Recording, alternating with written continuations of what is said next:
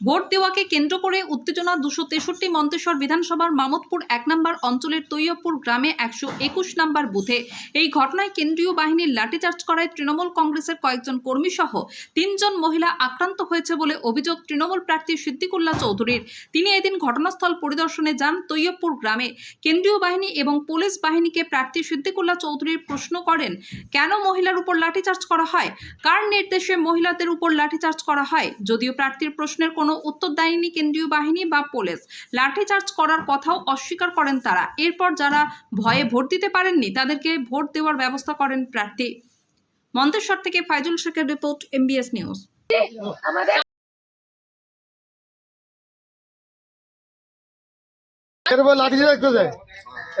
জানেন না, ভালো মানুষ চলে গেলেন, হ্যাঁ আপনি কৈফত নেননি, এই তো এর উপরে কি নাম তোমার?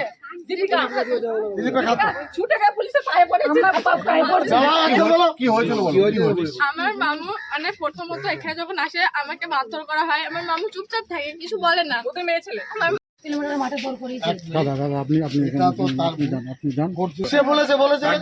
তুমি তুই ভোট দেবে, চলো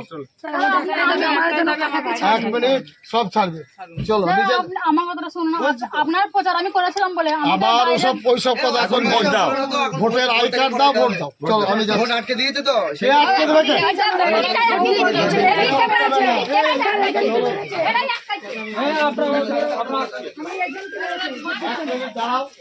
তোমাদের ভোটার আইডি দিয়ে ভোট দেবে। আবার আগে ভোট হবে,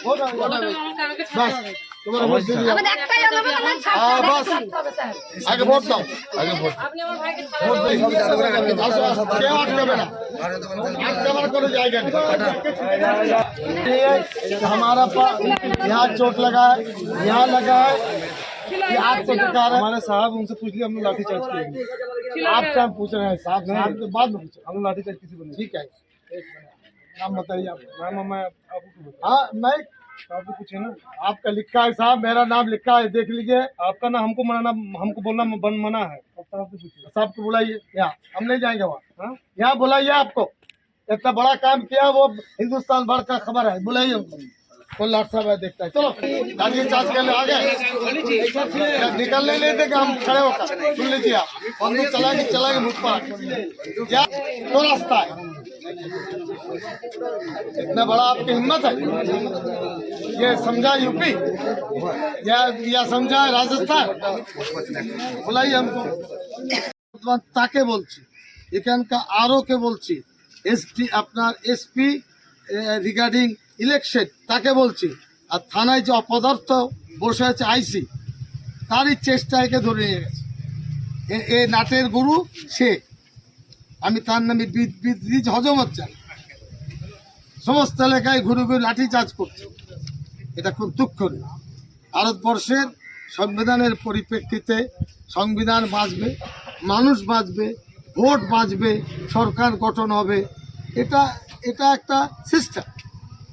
বিজেপি এটা দালাল না তাবেদার? কে এরা?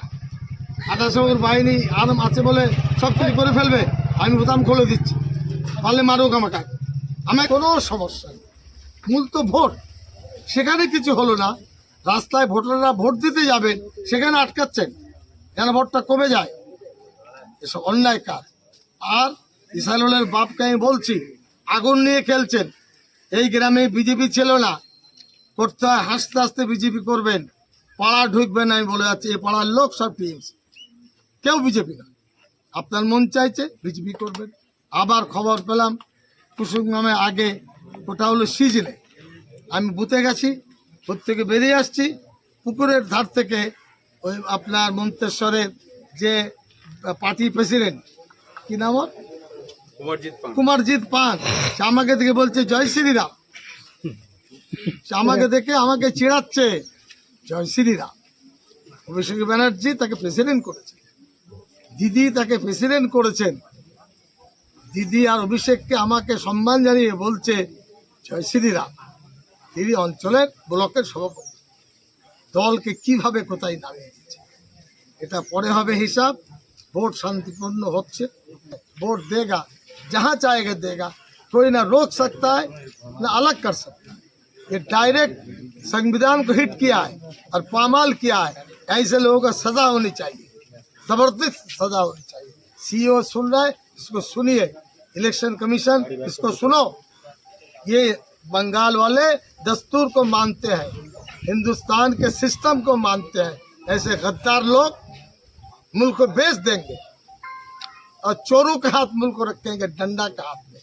यही है हमारे जो मोटू वाला है, उनको वो नहीं देखते हैं। बंगाल में वोट रोकेंगे, नहीं होगा।